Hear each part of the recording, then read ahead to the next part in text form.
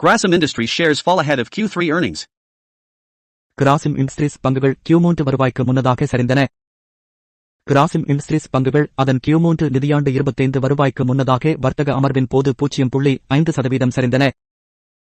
காலை 11:27 மணிக்கு தேசிய பங்குச் சந்தையில் கிராசிம் இண்டஸ்ட்ரீஸ் பங்குகள் 0.54% சரிந்து ரூ. 2474 ஆகஸ்ட் இருந்தன.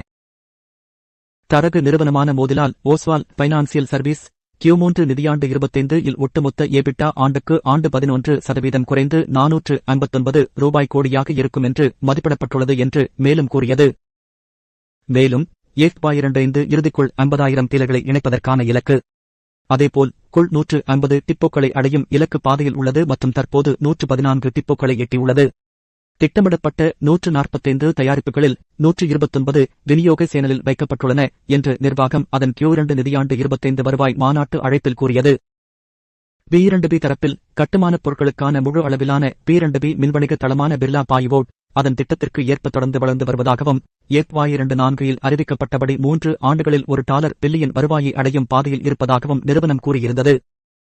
மேலும் இந்த வணிகம் 40,000-க்கும் மேற்பட்ட தயாரிப்பு வகைகளைக் கொண்ட 35 தயாரிப்புகளில் அதன் தயாரிப்பு சலுகைகளை விரிவுபடுத்தியுள்ளது மற்றும் 26 மாநிலங்கள் மற்றும் யூனியன் பிரதேசங்களில் உள்ள 375 நகரங்களுக்கு விநியோகிப்பதன் மூலம் அதன் புவியியல் வரம்பை தொடர்ந்து விரிவுபடுத்துகிறது என்று நிர்வாகம் கூறியது.